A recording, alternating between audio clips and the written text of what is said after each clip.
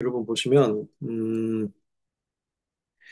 자, 이번 주는 성령의 소망이에요. 그리고 성령의 소망이 두 가지가 있어요. 제목에서 나와 있듯이 상속자와 이제 우리가 받을 영광의 고난. 네. 요게 제목에서 이야기했듯이 제가 여러분 항상 염두에 두라고 했죠.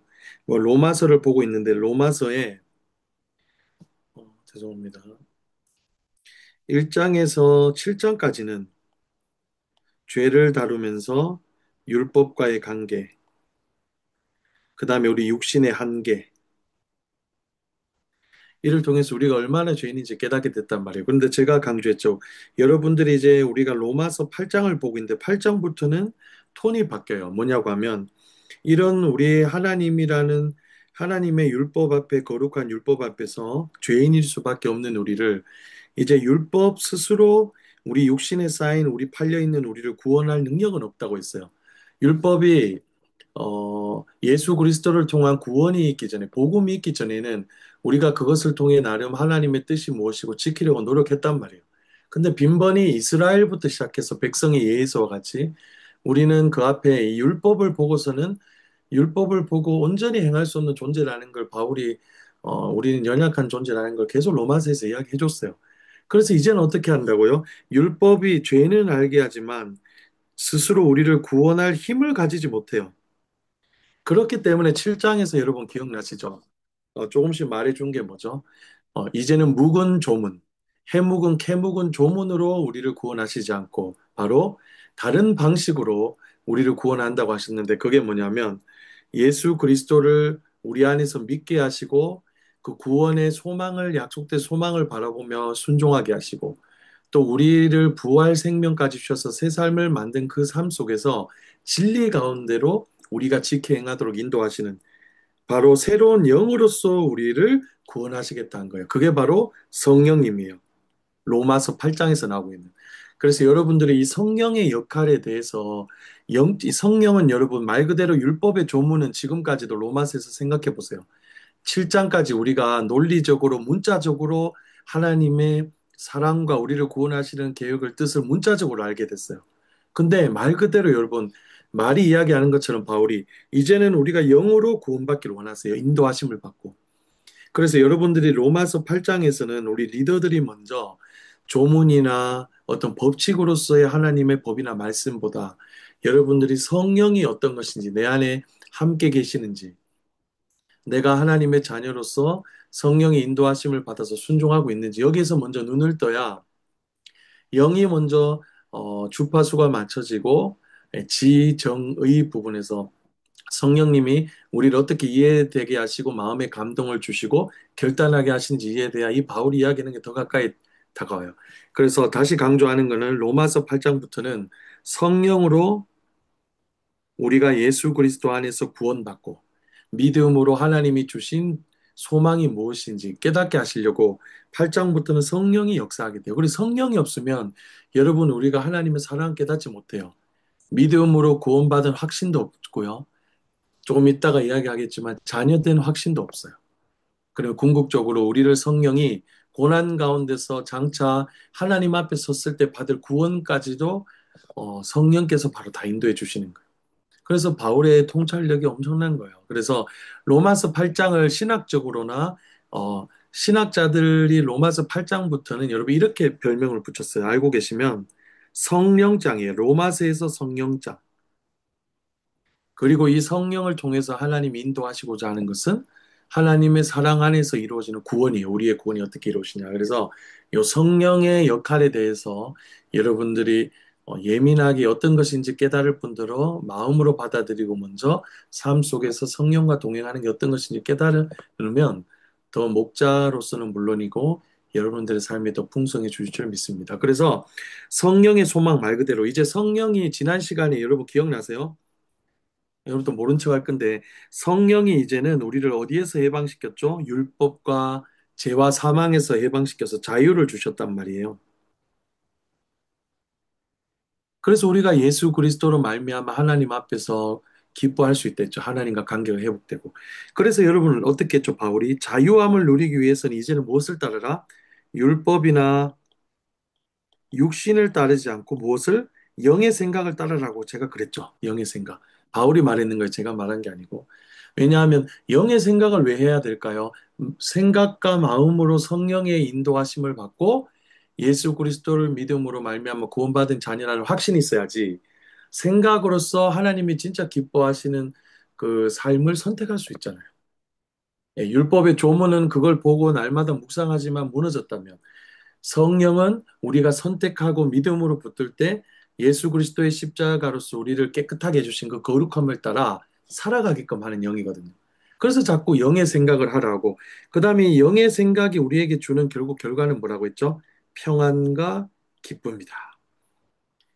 이때 앞에 있는 평안과 기쁨이라 했는데 단순히 우리를 장차 받을 구원도 이야기하지만 우리에게 진짜 평안이라는 것은 하나님과 죄의 관계가 회복됨으로써 주어지는 자유함 있죠. 이 자유함.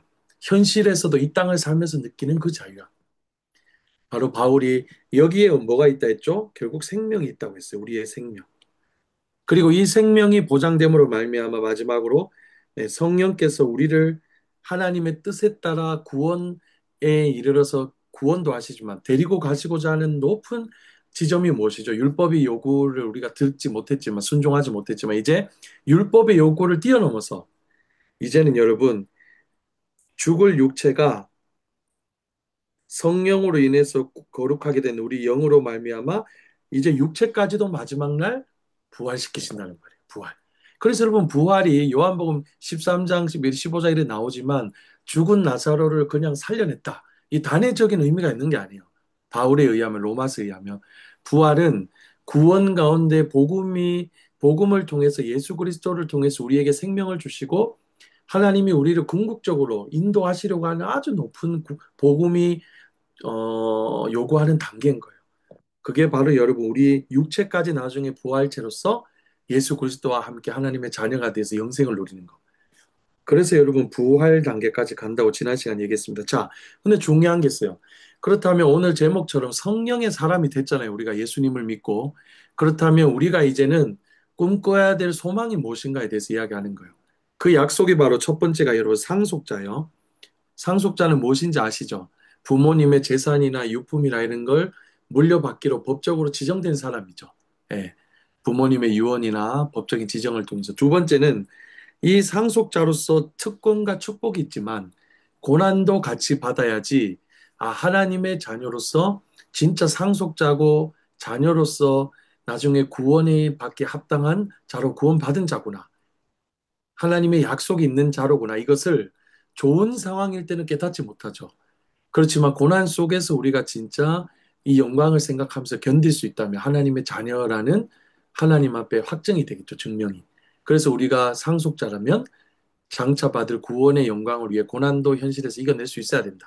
왜냐하면 성령이 소망하시고 인도해 주시니까 요 내용입니다. 미리 어렵기 때문에 미리 여러분에게 말씀드립니다. 자, 요 부분을 요셉 청년이 설교 요약 부분을 처음부터 쭉 읽어주세요. 네. 우리는 성령의 능력으로 죄와 사망의 법에서 해방되었습니다. 죄로 인해 죽을 육체까지도 부활에 이르는 소망을 받았습니다. 본문은 성령의 사람인 우리가 이제 하나님의 상속자라는 영광스러운 신분을 확증받았으며 장차 받을 구원의 영광을 위해 현재의 고난을 기꺼이 감당하는 소망을 품게 된다고 말씀합니다. 영으로 인도하심을 받는 하나님의 아들은 더 이상 우리를 사망으로 이끌었던 육신의 빚진 자로서 살 수 없습니다. 우리는 성령의 능력을 힘입어 게으름이나 탐심 같은 육신의 행실을 날마다 죽여야 합니다. 이 싸움은 우리의 의지가 아닌 믿음으로 성령의 인도를 따를 때 승리할 수 있습니다. 이렇게 하나님의 아들은 성령의 생각을 따라 순종하는 사람입니다. 하나님의 아들은 육신의 정욕대로 살지 않고 성령의 인도하심을 받기에 그 거룩한 신분에 자존감을 갖고 살아야 합니다. 성령의 인도하심을 받는 하나님의 아들은 또한 하나님의 상속자입니다. 성령님은 우리에게 양자의 영을 주셔서 하나님을 두려움이 아닌 가장 친밀한 아빠, 아버지로 부르게 하십니다. 우리는 예수 그리스도와 연합함으로 장차 하나님의 모든 것을 물려받을 상속자의 약속을 받았습니다.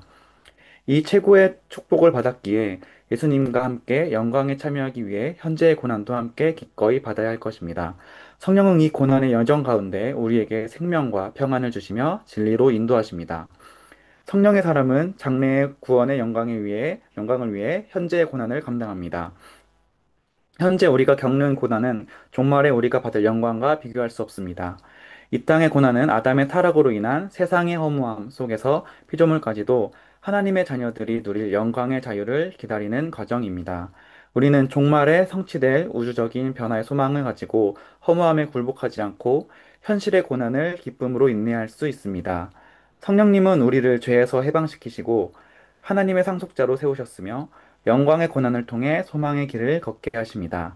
성령이 변함없으신 하나님의 사랑을 우리에게 부어주시기 때문에 우리는 날마다 육신의 정욕을 죽이고 마지막 날을 바라보며 감사한 삶을 살아갈 수 있습니다. 네, 감사합니다.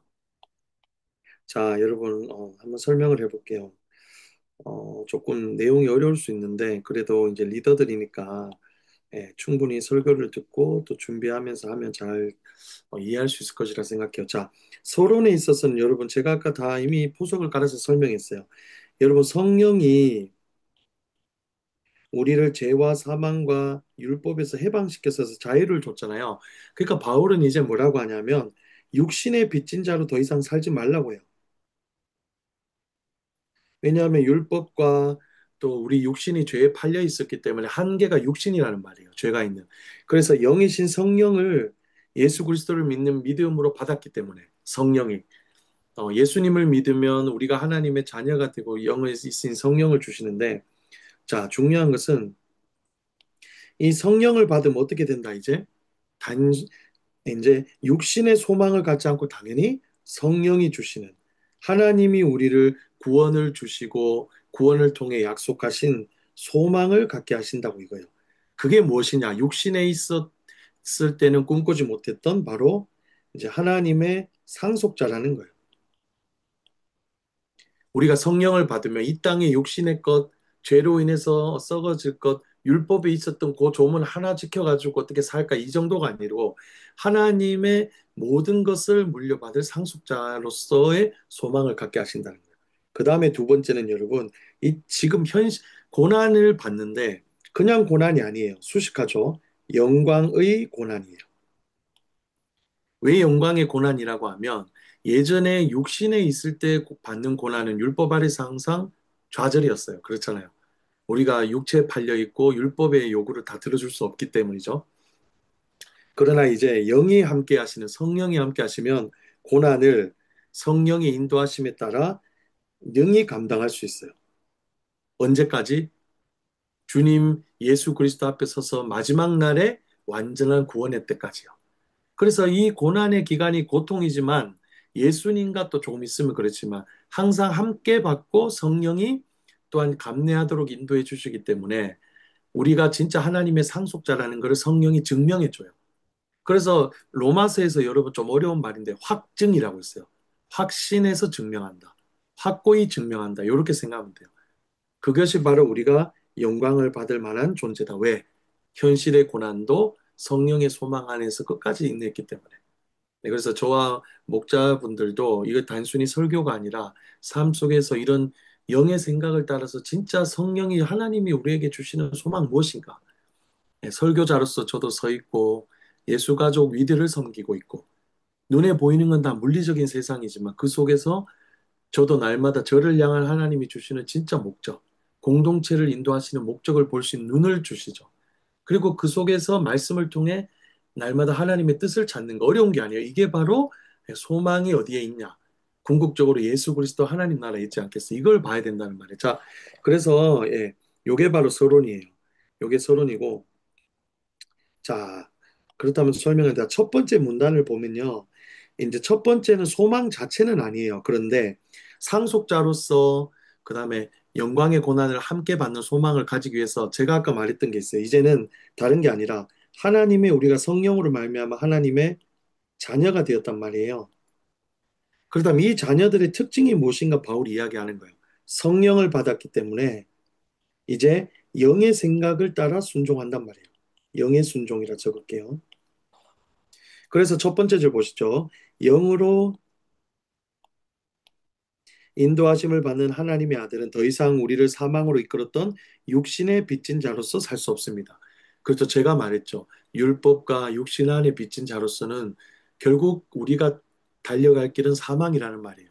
그러나 이제 영으로 주셨기 때문에 육신이 아니라 영의 생각으로 성령의 순종해서 하나님 나라를 소망할 수 있게 해주신 거예요.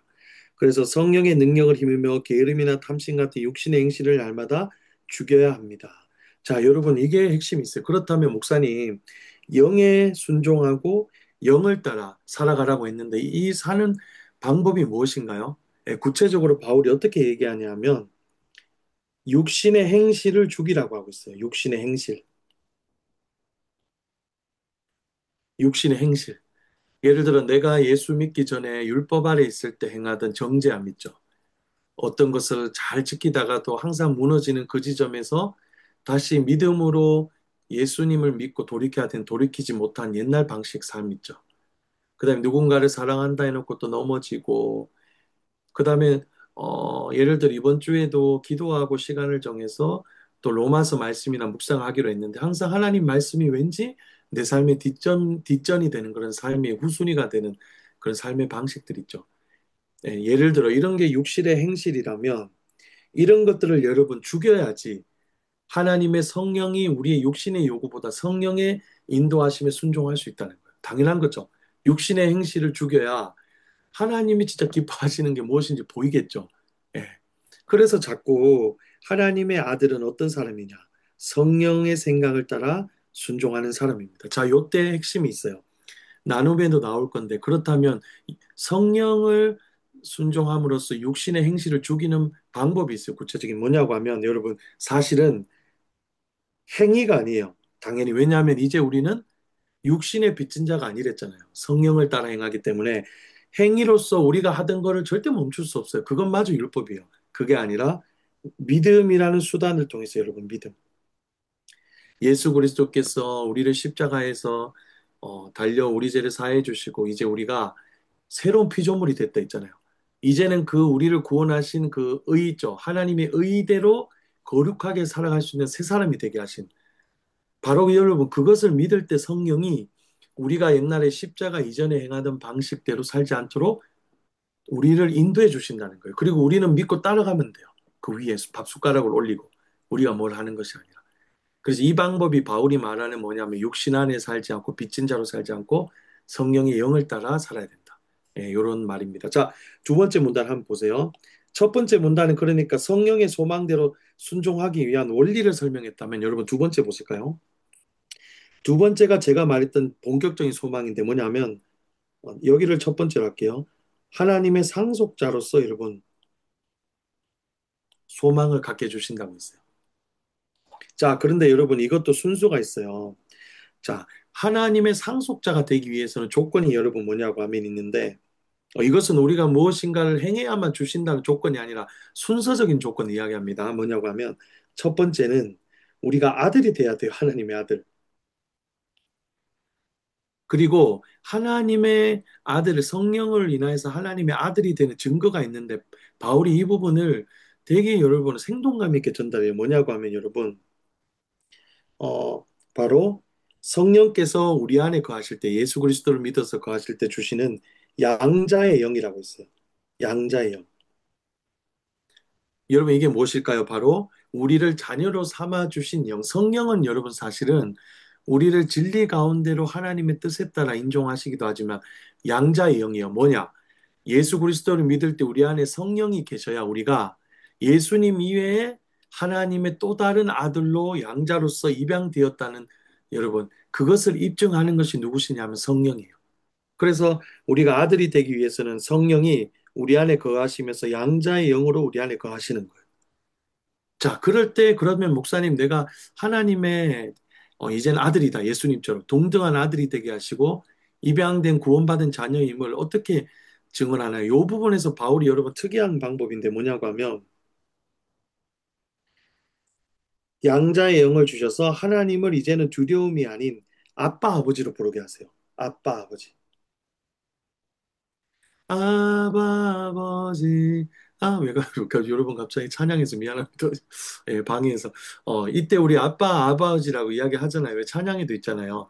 바로 바울은 우리가 진짜 하나님의 아들인 영 성령이 우리 안에 거하시면 우리가 마음으로 기도하고 말씀대로 행할 때 하나님을 두려움이 아니라 아빠, 아버지로 부르게 된다고 했어요.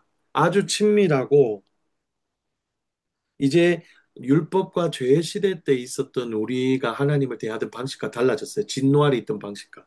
성령이 우리를 자녀 삼아 주셨기 때문에 친밀하고 사랑으로 하나님께 나아가게 된다는 거예요. 여러분. 자, 먼저 그래서 하나님의 성령이 주시는 양자의 영을 받고 하나님의 자녀가 돼야 돼요. 자, 자녀가 되고 나서 여러분 바로 무엇이냐면 이 자녀가 되고 나서 바로 순서적으로 따지면 바로 자녀이자 하나님의 상속자로서 우리가 소망을 갖게 되는 거예요. 그래서 여러분 봐요. 친밀한 아빠 아버지로 부르게 하십니다. 우리는 예수 그리스도와 연합함으로 장차 하나님의 모든 것을 물려받을 상속자로 약속을 받았습니다. 자, 여러분 요 부분이 중요한 거예요. 자, 그런데 우리가 여러분 그게 있어요. 이거는 조건이라고 생각해야 되는데, 세상에서, 여러분, 옛날에 우리가 상속자라는 드라마도 있었어요. 뭐, 그때 우리나라의 뭐, 동아시아의 한류 열풍이라고 해가지고, 뭐, 첫 번째 구준표인가 뭐, 드라마 주인공인데, 지금 이민호 씨인가 되게 잘생긴 배우예요. 지금으로 따지면, 어느 정도 되지? 차은우 정도 되는 급인가? 아무튼 스타일은 틀린데, 그 정도 되는 급의 사람이 이민호라는 배우가 있었어요. 상속자라는 그 드라마가 나요. 자기 아버지가 엄청난 억만장자 이런 상속자인데 뭐 아무튼 특별 뭐 사립학교에 가면서 벌어지는 로맨스 같은 거예요. 거기 보면 뭐 크리스천 배우 뭐 박신혜도 나오고 그래요. 예, 나오고 그래. 제가 되게 좋아했는데 이 여러분 상속자가 되려면 세상의 상속자의 기준은 뭐예요? 혈통이 있을 수 있죠. 혈연. 그다음에 당연히 외모, 능력, 재력 이런 게 있겠죠. 근데 하나님의 상속자의 조건은 여러분 뭐냐면 내일 이야기하겠지만 의롭다 하심이에요. 의롭다. 근데 우리는 믿음으로 예수 그리스도 안에서 죄사함 받고 거룩한 자녀야 인정받았기 때문에 이게 하나님의 은혜 자체인 거예요. 그런데 이 의로우심이 하나님의 기준에 도달하기 위해서는 누구의 의로우심이 있어야 돼요? 예수 그리스도. 우리 단독으로 구원받았다고 해서 성령이 있다고 해서 하나님께 나아갈 수 없는 존재예요. 왜냐하면 우리는 여전히 육체를 입고 있잖아요. 그래서 하나님이 의롭다 하시는 조건의 하나여서 상속자가 될 수 있는데 믿음으로 이때 여러분 독특한 표현 바로 예수 그리스도와 연합하여서 하나님 안에 있는 모든 것 장차 주시는 구원과 자녀됨과 하나님 나라의 뭔지는 실체가 밝혀지지 않았지만 요한계시록에 있듯이 하나님 나라의 상속자 찬양하는 우리의 은혜 이런 것이 다 뭐냐고 하면 예수 그리스도와 함께 받을 수 있는 거예요. 왜? 예수님이 우리의 의가 되시잖아요.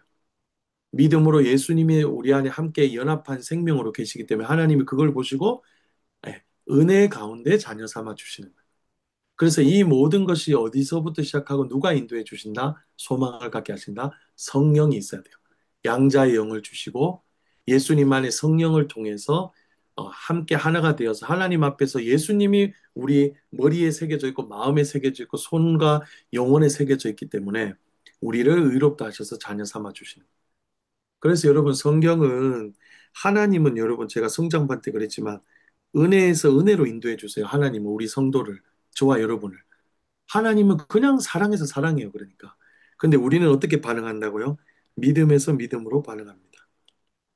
우리에게 주신 사랑과 은혜를 성령을 믿고 그리스도를 믿고 이럴 때 의롭다 하심을 받고 예수 안에서 바로 하나님 나라를 상속받는 상속자가 되죠. 여러분 이 사실을 여러분 믿고 여러분이 먼저 영적으로 이해하고 정리가 돼 있어야 돼요. 자, 두 번째. 자, 두 번째는 이런 상속자의 이제 축복을 받았어요. 그런데 여러분, 축복은 뭐냐면 하나님이 나름 은혜를 통해서 우리에게 주신 뭐라고 할 수 있을까요? 특권이에요, 여러분. 특권이라고 표현하거든요. 약속된 축복이에요, 상속자는. 근데 여러분, 상속자로서 우리가 약속을 받았다는 특권도 누릴 수 있는 한편 증명을 해야 돼요. 근데 성경에서 로마서 5장 기억나세요? 우리가 하나님의 자녀인 것과 결국에 우리를 죄에서 구원해 주실 것을 무엇을 통해 입증할 수 있죠? 좋을 때, 평안할 때, 공동체가 아주 안정됐을 때, 내 삶이 안정됐을 때, 여러분, 내가 진짜 하나님의 사람으로서 죄악 권세를 이겨내고 하나님을 우선순위로 더 사랑한다는 걸 증명할 수 있어요. 좋을 때는 다 좋은데. 그렇죠. 고난이라는 수단을 통해서. 근데 이 고난이 여러분 영적인 게 아니에요. 현실과 제가 설교했었죠. 영적으로 장차받을 고난을 다 포함해요. 그래서 이걸 하나님의 상속자라는 걸 성령의 인도하심을 따라 소망을 갖고 증명하기 위해서 하나님 앞에 우리는 고난도 성령과 함께 감당해야 되는 거예요. 항상 로마서나 어디서나 다 그렇게 얘기했어요. 그래서 보세요. 성령의 사람은 죄송합니다. 장래의 구원의 영광을 위해 현재의 고난을 감당합니다. 현재 우리가 겪는 고난은 종말에 우리가 받을 영광과 비교할 수 없습니다. 자, 바울이 왜 현재 고난을 받아야 되냐? 이것을 여러분 영광과 비교해서 생각해요. 근데 이때 영광은 여러분 뭐냐 하면 지금도 있지만 장차 영광이에요. 사실은 구원의 예수님 앞에 섰을 때 우리가 의롭다 하심 받고 너는 세상 속에 죄와 사망과 불균형이 있는 세상 속에서 믿음을 성령을 위해 지켰기 때문에 칭찬해. 너는 생명책에 기록되어 있기 때문에 하나님 나라로 영광 중에 바로 네, 티켓을 끊어줄게. 프리패스 요새 프리패스를 하잖아요. 바로 이런 영광을 뜻해요, 여러분. 근데 바울은 어떻게 설득하냐? 영광의 크기, 그것이 현재 고난도 여러분 얼마나 힘들어요, 사실. 여러분 삶 속에 물리적으로나 현실적으로. 근데 이 영광과는 비교할 수 없기 때문에 성령 안에서 감내할 수 있다고 이야기해요. 자, 근데 여러분 이게 있어요. 이때 말하는 고난이 여러분 뭐냐고 하면 이 기원이 있어요. 기원은 단순히 우리의 죄로 인해서 현실의 뭐 시험, 장애물 다 될 수 있는데 그 근본 원인이 어디 있냐? 왜 세상이 고통을 겪고 있나 해서 시작돼요. 창세기 3장 15절에 원시복음이라고 하죠. 여자의 후손으로 오신 예수 그리스도가 사단과 마귀의 머리를 깨끗이 짓눌러 버리실 거예요. 약속하죠. 그 이후에 어떻게 돼요? 세상은 인간도 여러분 죄로 인해서 고통 속에 있지만 땅과 하늘, 바다 모든 피조물도 죄로 인해서 고통 속에 있다고 생각되었어요. 죄로 인해서 고통 속에 있고 이 고통으로 인해서 세상이 여러분 불균형해졌죠. 하나님의 사랑과 은혜를 잊고 도덕이나 윤리나 이런 게 다 무너졌잖아요. 밸런스가 불균형 속에. 이때 고난을 이야기해요. 이 속에서 죄악된 세상 속에서 우리가 성령을 의지해서 나중에 받을 영광을 생각하며 이겨내야 된다는 거예요. 바울은. 자, 그런데 여기서 재밌는 표현이 나요. 이 바로 현실의 죄와 사망과 불균형된 세상 속에서 겪는 것을 바울은 허무함이라 생각했거든요. 근데 이런 허무함 속에서 피조물까지 우리 인간을 포함한 모든 피조물이 하나님의 자녀들이 누릴 영광과 자유를 기다린다고 했어요. 성경에 보면 하나님의 아들들이 나타날 때 내일 본문에 나오는데 그때를 저와 여러분뿐만 아니라 성령의 소망을 가지고 상속자 된 우리는 물론이고 피조물들도 모두 바라본대요. 왜? 현실이 너무 허무하니까. 하나님이 없는 인생, 세상의 불균형, 내 삶 속에 있는 이 장애물, 먹고 살아야 되는데 조건이 돼야 되지만 내 상황과 환경과 내 뭐 스펙과 이런 것들은 참 이 세상에서 힘들어. 이런 모든 걸 포함해요, 여러분. 죄로 인해서 고통스럽고 경쟁이 있고 불균형하고 완성할 될 수 없는 세상. 근데 이 모든 것이 누구를 기다린다고요? 하나님의 아들들을 기다린다는 말이 내일 나와요. 설명이 가능할지 모르겠는데. 여러분, 이게 뭐냐고 하면, 장래에 하나님의 아들들이 나타난다고 한 것은 다른 뜻이 아니라 부활의 때를 이야기해요. 지극히 큰 영광이라 했죠. 마지막 날을 뜻해요. 이 날을 기대하면서 모든 피조물이 우리와 함께 성령의 인도하심에 따라서 그 영광을 믿음으로 감내하려고 노력한다 하는 거예요. 왜? 모두 하나님 안에 있는 은혜와 사랑과 자녀됨과 나중에 천국에서 누릴 것을 상속받을 상속자로서 입증해야 되기 때문에 성령을 통해. 예. 그러니까 우리가 그것을 기대할 때는 길어 보이지만 우리 인생의 현실의 고난 속에서 기쁨으로 인내할 수 있다는 거예요. 자, 여러분, 바로 요거예요. 그래서 조금 설명을 제가 자세하고 어렵게 한 이유는 추상적이고 내일 내용이 쉽지가 않아요. 그리고 생각을 통해서 짚어봐야지 현실의 말씀과 여러분 삶 속에서도 성령이 진짜 어떤 걸 주시냐 여러분들이 깨달을 수 있거든요. 그래서 자, 정리하겠습니다. 내일 본문의 핵심은 뭐냐고 하면 성령이 우리 속에 오셔서 육체 가운데 자유하게 된 우리에게 무엇을 주시냐? 죄와 육체 가운데 자유한 우리에게 바로 성령의 소망을 주세요. 근데 이 소망은 여러분 뭐냐고 하면 두 가지예요. 하나님의 상속자. 하나님의 모든 것을 장차 이어받을 영광스러운 상속자를 소망하게 하고 두 번째는 이 상속자로서 현실의 고난을 믿음과 기쁨으로 영광을 생각하면서 감내했을 때 주어주시는 바로 하나님의 은혜, 상속자로서 입증된 그 은혜. 네, 요 두 가지를 성령이 소망하게 하시고 나중에 궁극적으로 누구 앞에 예수 그리스도 앞에 설 때까지 이 성령이 소망을 이루어 주시기 위해서 우리 안에 뭘 하신다고요? 끝까지 하나님의 사랑을 부어주세요. 이게 중요해요. 고난 속에서. 그래서 옛날에 기억나죠? 어, 기억 안 나세요? 내일 이야기할 건데, 로마서 5장에 이야기할 건데, 환란 중에서 열고, 환란이 있네, 있네, 연단, 연단 속에서, 아무튼 저도 다 못 외우는데, 고난 속에서 하나님의 사랑을 우리 마음에 부으셔서, 현실의 연약함 속에 부끄럽지 않게 하신다고 했잖아요. 그게 바로 성령의 역할이세요. 네. 요까지. 네. 자, 여기까지 했는데 혹시 질문 있나요, 여러분?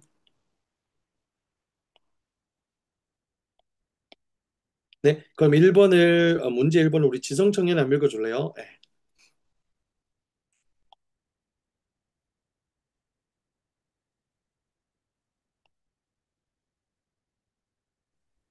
성령을 따르는 사람은 더 이상 육신에 빚진 자가 아닙니다. 영의 생각에 순종하여 죄와 육체로부터 자유함을 누립니다.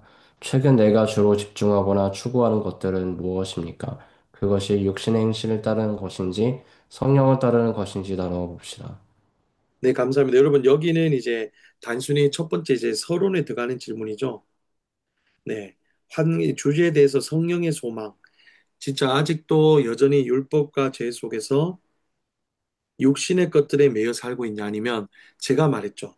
바로 이제는 영에 따라서 우리를 인도하신다고 했기 때문에 성령을 따라 살아야 되는데 그래서 최근에 청년들이 이제 육신과 육신의 얽매여서 육신의 것과 영의 것 있죠. 성령의 것.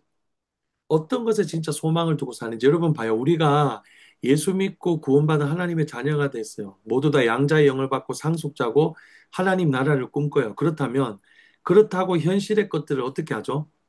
우리에게 주어진 예를 들어 의식주의 문제라든지 우리에게 주신 직업이나 가정에서의 소명, 결혼, 삶의 또 취업의 문제 여러분 이거를 버리고 하나님 나라를 소망하며 아무것도 하지 말고 여러분 옛날에 이단들처럼 구원파처럼 그렇게 살아가라는 게 아니에요.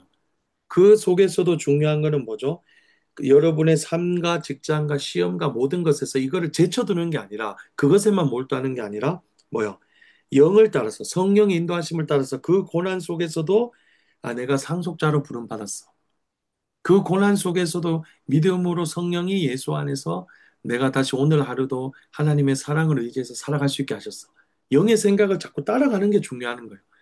육신 아래 있고 우리가 신경 써야 될 건 여전히 현실이지만 하나님이 진짜 궁극적으로 예수 앞에 섰을 때 그 상속자로서 받는 영광 있죠. 현실에 우리의 문제와 고난간에 비교할 수 없는 그걸 따라 생각하고 집중해서 살아가느냐 이걸 봐야 되는 거예요. 세상 속에서. 단순히 육신의 일이기 때문에 따르지 마. 너 율법 아래 있어. 너는 뭐 먹는 거, 입는 거, 마시는 거를 예배 드리는 것도 이런 것보다 더 중요해. 너는 역시 아직도 육신의 빚진 자야. 뭐 이런 게 아니에요. 어, 육신행과 율법과 죄의 굴레에 빠진 것이 아니라 여전히 육신에 있기 때문에 그 한계 속에 살아가지만 이제 우리는 성령이 주시는 소망대로 살아가야 된다는 거예요. 그래서 여러분 이런 말이 나요. 성령의 능력을 의지해 죄된 습관과 욕망을 단호하게 거부하고 끊어내는 영적 투쟁을 의미한다. 그렇죠. 이게 영적 투쟁이에요. 여전히 세상에 있어서 육신의 일도 걱정해야 되는 내 자신, 필연적이죠. 운명적이잖아. 그런데 또 하나님의 은혜로 성령을 따라 자녀로서 궁극적으로 우리 삶 속에서 임하시는 하나님 나라, 내 삶을 예수 그리스도 안에서 어떻게 인도해 가실까? 이 가운데서 우리가 여러분 영적 투쟁을 해야 된다는 말이에요. 그래서 상속자로서 나에게 주신 축복을 위해서 달려가야죠. 방향을 바꿔서. 그래서 여러분 육신의 행실을 진짜 여기 빠져 사는지 청년들이 아니면 성령과 영의 생각에 따라서 하나님 나라 소망하고 이제 요거를 나누라는 뜻입니다. 우리 읽어보면 됩니다. 네, 넘어가겠습니다. 자, 2번부터는 대중청년 이번 문제 한번 읽어주실래요? 1번까지 읽어주세요. 네. 우리가 하나님의 자녀로서 아빠 아버지라고 부를 수 있도록 누구를 주셨나요? 하나님을 아버지로 부를 때 친밀함과 자유를 느끼나요? 아니면 두려움을 느끼나요? 이 차이가 어디에서 오는지 함께 생각해 봅시다. 성령을 주셔서 나를 자녀 삼아 주신 하나님의 사랑과 은혜가 얼마나 큰지 나누어 봅시다. 하나님의 자녀로서 아빠 아버지라고 부를 수 있도록 누구를 주셨나요? 자, 예, 이거는 여러분 이야기했죠. 아빠, 아버지라고 누구를 주셨죠? 성령을 주셨는데 이 성령이 우리 안에 누구의 영으로? 양자예요. 그래서 궁극적으로는 하나님의 아들이면서 양자로 입양된 존재죠. 우리는 은혜 가운데. 그렇지만 이제 법적으로 상속받을 권리를 가진 바로 상속자로 우리를 불러주시기 위한 목적이에요. 그러려면 아들인 동시에 상속자가 돼야 되는 거예요. 네, 이것도 쭉 읽어보시고. 자, 중요한 거는 항상 요 연구 부분인데 가운데요. 하나님을 아버지로 부를 때 친밀함과 자유를 느끼나요? 아니면 두려움을 느끼나요? 이 차이가 어디서 오는지 생각해 봅시다. 그래서 여러분 2번 보실 때 여러분 우리가 그래서 이야기하세요.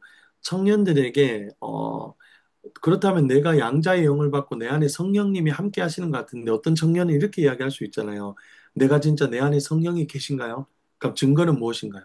근데 바울은 분명히 이야기해요.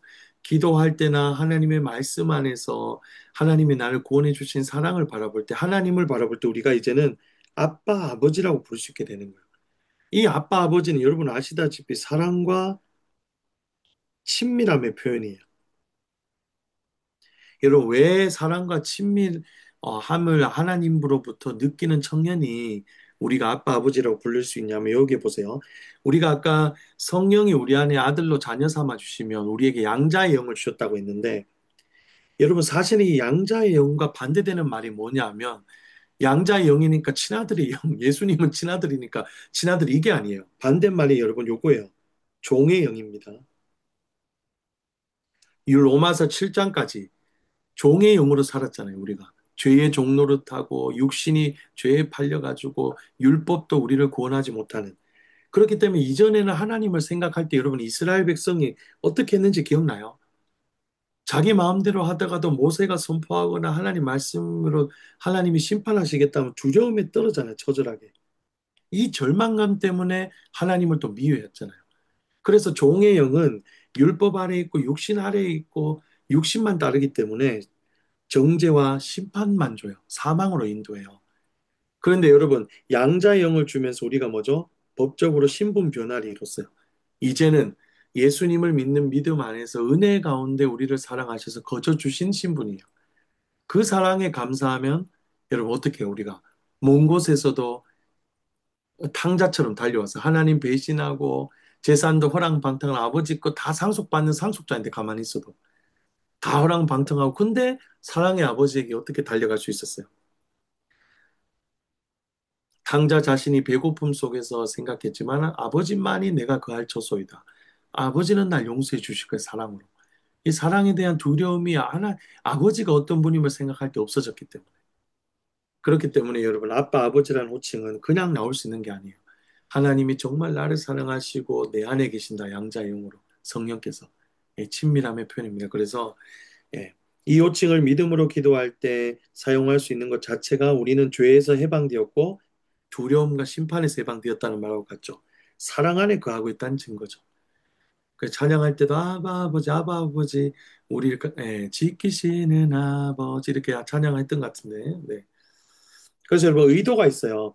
청년들이 하나님과의 관계를 죄에 대한 두려움이나 율법적 의무감이 아닌 사랑과 자유에 기반한 친밀한 관계로 누리고 있는지 자신을 돌아볼 수 있도록 진짜 나는 믿음으로 성령이 내 안에 계시고 양자 영을 받고 있는지.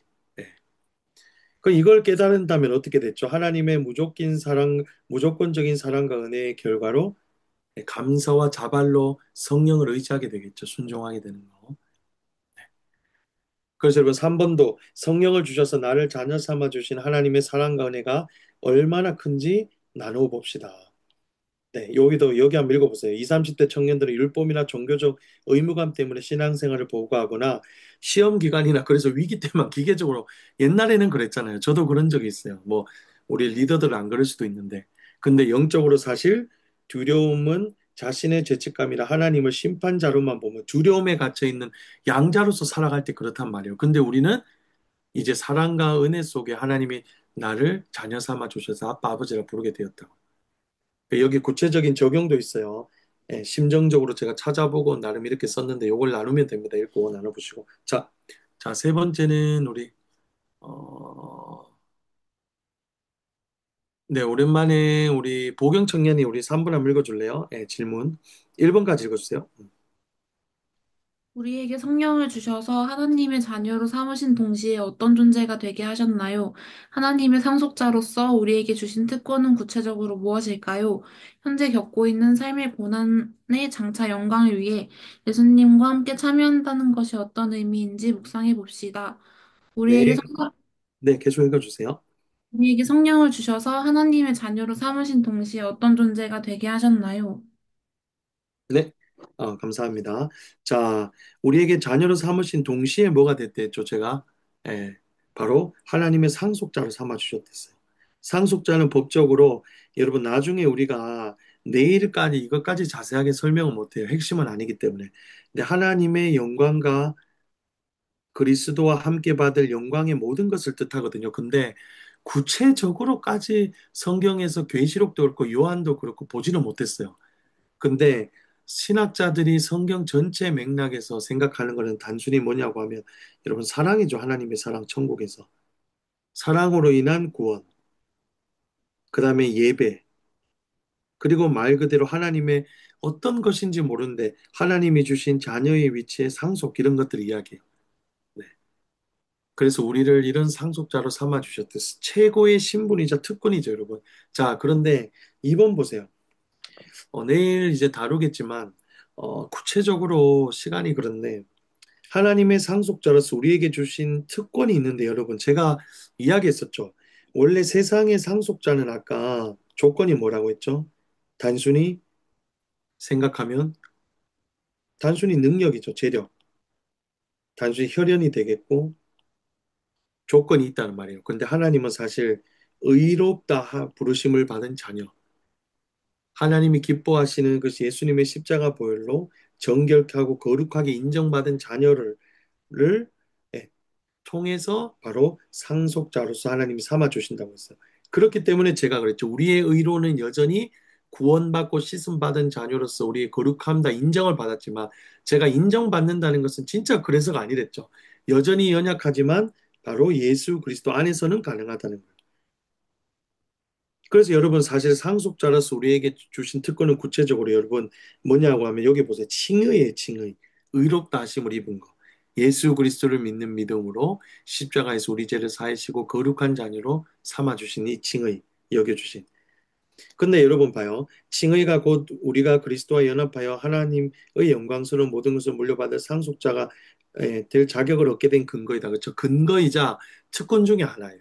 자녀기 때문에 의롭다 하심을 받고 의롭다 하심을 받기 때문에 자녀고 하나님 나라를 상속받을 상속자가 된 거거든요. 그래서 이 의롭다 하심을 받은 것 자체가 특권이고요. 자, 근데 두 번째 여기 봐요.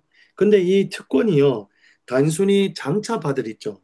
우리가 구원의 일을, 구원의 영광과 함께 받을 미래의 특권만 의미하지 않는다는 거예요. 구체적으로 보세요. 1번. 하나님의 자녀로서 누리는 모든 은혜, 돌봄, 인도하심, 사랑의 확신. 당연히 하나님의 여러분 예수 그리스도 십자가 사랑으로 구원받았잖아요. 그 사랑이 여전히 여러분 이 땅에서부터 우리가 하나님의 보호하심을 입고 약속하신 대로 축복받고 인도하심 받고 사랑 가운데 날마다 우리를 보호해 주신 이 보호하심이 있죠. 그리고 또한 뭐래요? 궁극적으로는 그리스도의 부활과 구원의 영광이에요. 부활이 빠지면 안 돼요. 왜냐하면 상속자라는 말은 의롭다 하심을 입고 하나님과 영원히 천국에서 거할 존재라는 걸 전제로 깔고 있어요. 의롭기 때문에. 거룩하기 때문에 천국에서도 거룩하게 하신 하나님과 같이 있기 때문에 이 상속자로서 특권은 여러분 부활이에요. 썩을 우리 육체도 영이 새롭게 됐기 때문에 영으로서 거룩하고 깨끗하게 하시고 다시 살아나게 하실 것이라고 이야기했잖아요. 그래서 여러분, 사실은 이것이 바울이 말하는 장차 피조물이 썩어짐에서 해방되어 함께 누릴 영광의 자유를 뜻해요. 뭐냐? 상속자로서의 하나님의 자녀의 신분과 또한 영적으로는 부활의 상태를 의미해요. 부활이라는 것은 여러분 예수님과 같이 동일한 거룩한 육신을 입은 걸 뜻해요. 쉽게 말해서 육신이 아니라 어, 영광의 상태를 입은 걸 뜻해요. 바울의 표현이라면 영광의 상태.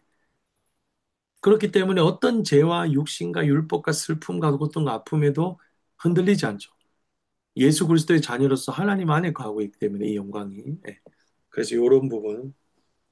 그래서 현재 겪고 있는 여러분 3번이 중요한데 삶의 고난과 이 고난의 장차 영광을 위해 예수님과 함께 참여한다는 것이 어떤 것인지 한번 이야기해 봅시다. 여러분, 이거는 말이 좀 어려운데 표현이 여러분 우리가 제가 그랬죠. 바로 이 상속자로서 의롭다 하심을 받고 하나님 나라에서도 같이 여러분 자유에 이르기 위해서 우리가 이것을 성령은 입증하는 역할을 감당해요. 너가 진짜 그 영광을 현실에서 함께 받을, 나중에도 함께 받을 궁극적으로 그런 자격이 있는가? 근데 그 자격을 제가 여러분 고난이라고 했죠. 현실의 고난. 그래서 우리 삶의 고난이 의미가 있는 거예요. 육체적으로, 물리적으로, 시험으로, 또한 우리 영적으로 관계의 문제까지 내 안에 해결되지 않는 죄의 문제를 통해서 하나님이 진짜 하나님의 사람, 자녀인 우리에게 소망하는 바가 무엇이겠어요? 고난을 통해. 너가 힘들어라. 머리 빠질 때까지, 탈모 걸릴 때까지 막 핍박 받으라. 그 속에서도 여러분, 죄 때문에 병으로 인해서 너가 고통받으라. 하나님 그런 여러분, 저급한 생각을 가진 분이 아니잖아요. 의도도 그렇고. 뭐냐면 여러분, 고난 속에서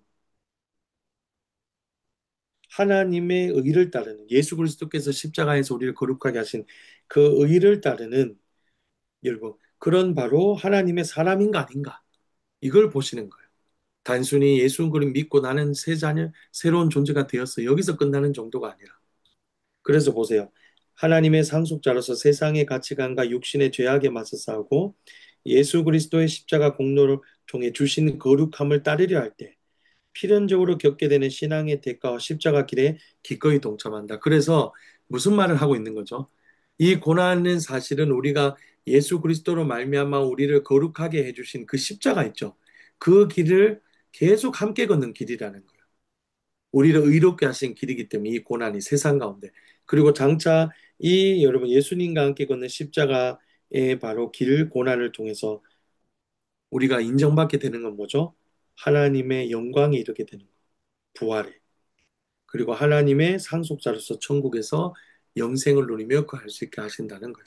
이런 걸 생각할 때 현실의 고난이 어떤 의미일까요? 연단이고 훈련의 과정이잖아요. 내가 진짜 신앙이 있구나. 영의 생각이니까 현실의 고난도 육신을 이제 더 이상 따르지 않고 하나님이 주신 뜻을 찾아가야 되겠구나. 이 전환시켜 주시는 거예요. 자, 요 의미입니다. 자, 그래서 쭉 제가 예시까지 그래도 구체적으로 적었는데 너무 길어요. 한번 읽어보시고. 자, 마지막 4번은 우리 수연 청년이 4번 한번 4번 내지 1번까지 읽어줄래요? 바울은 현재의 고난을 인내할 수 있는 것이 무엇 때문이라고 했나요? 피조물들이 고난 중에 탄식하며 하나님의 아들들이 나타나는 마지막 날을 고대하는 것을 보면서 나는 어떤 힘으로 세상을 살아가고 있나요? 세상의 허무함에 굴복하지 않는 삶을 살기 위해 어떻게 성령님 안에서 소망을 품을지 결단해 봅시다. 바울은 현재의 고난을 인내할 수 있는 것이 무엇 때문이라고 했나요? 네, 감사합니다. 네, 현재 고난이 있겠지만 인내할 수 있는 것이 무엇이죠? 18절을 보면 현재의 고난은 장차 우리에게 나타날 영광과 좋게 비교할 수 없기 때문에 여기서 장차는 여러분 제가 말했죠. 나중에 예수님 앞에서 우리가 천국에 들어가기 전에 섰을 때 그 앞에 섰을 때 우리에게 나타날 구원의 영광을 말해요. 그 좀 더 구체적으로는 부활이죠.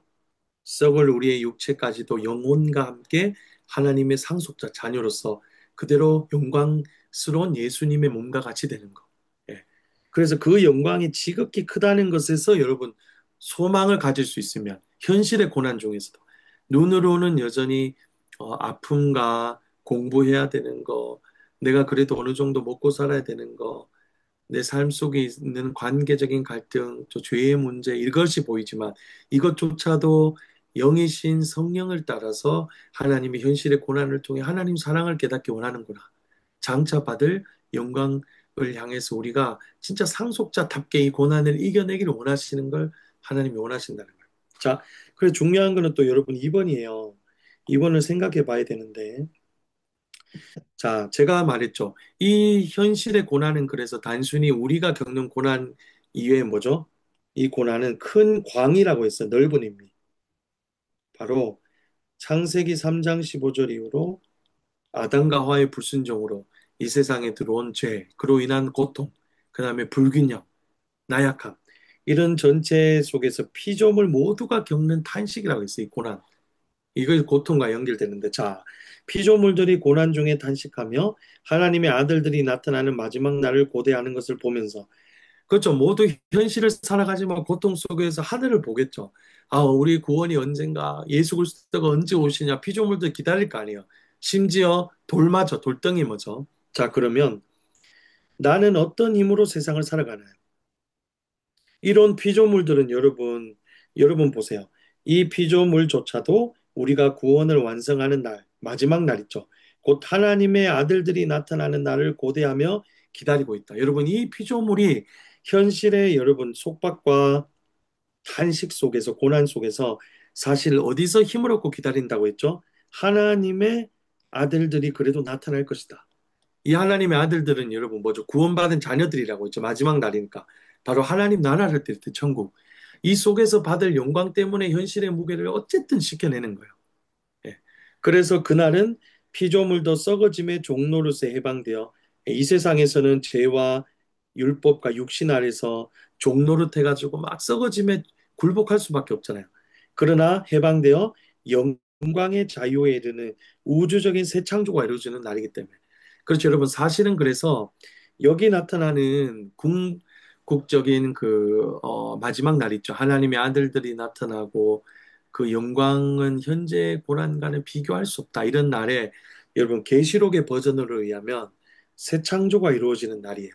이 땅에서 어떤 제 삶의 공간이나 그 지역에 가는 게 아니라 예수님과 하나님과 성령이 임재하셔서 그게 바로 들어봤겠죠. 새 하늘과 새 땅이에요. 여기에 들어갈 영광스러운 모습으로. 그래서 여러분 결론은 우리는 그렇다면 어떤 힘을 얻고 살아가야 될까? 피조물조차도 장차 그 영광을 새 나라, 우리의 새 삶, 우리 육체를 향해서 피조물인 우리 새롭게 창조될 우리의 모습을 기대하며 기다리는데 우리는 성령의 사람은 바로 이 궁극적인 소망 때문에 현재의 고난 속에서 좌절하거나 세상의 허무함에 굴복하지 않고 믿음으로 인내하며 매일에 살아갈 힘을 얻습니다. 그렇죠. 결국은 믿음이라는 거예요. 예수님이 나를 사랑하셔서 구원하셨고 성령이 자녀 삼아 주시고 또 마지막으로 그 마지막 날까지 결론적으로 제가 뭐랬죠? 성령이 어떤 일을 하신다고요?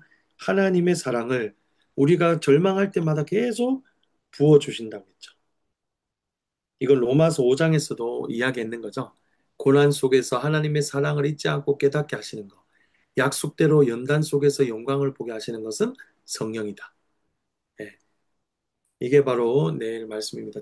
자, 오늘 또 중간에 좀 어려운 부분이 있고 해서 좀 자세하게 해서 좀 머리에는 들어왔을 것 같은데 자, 요까지 한번 읽어보고 진행하면 좋겠는데 혹시 질문 있나요? 네, 있으면 여러분 카톡방에 올려주시고 카톡방에도 여러분들이 시간이 쫓기지만 이렇게 나름 마음에 있는 내용들 묵상한 내용 올려주니까 제가 은혜 받고 너무 감사합니다. 예. 자, 방이 지금 세 개가 있어요. 세 개가 있는데 몇 개 하면 될까? 오늘 한 두 개 하면 될 것 같은데 그렇죠? 네, 두 개 해도 될 것 같습니다. 네, 그래서 방에는 여러분들이 그러면 성령의 소망반 하나님의 상속자 영광의 고난반 제가 세 개 만들었는데 상속자와 영광의 고난 요 두 방에 들어갈까요? 각각? 네, 성령의 소망 이거는 네, 하지 말고 네, 요 두 방에 들어가면 되겠고요. 자, 그럼 하나님의 상속자 방이 3번을 나눠주시고 영광의 고난 방이 4번을 나눠주시면 되겠습니다. 네. 이렇게 해서 여러분 잘 나누시고, 나눈 내용도 업로드해 주시고, 네, 오늘 너무 고생했습니다, 여러분. 네, 평안한 밤 되시고, 예, 조금 있다가 우리 만나겠습니다. 감사합니다.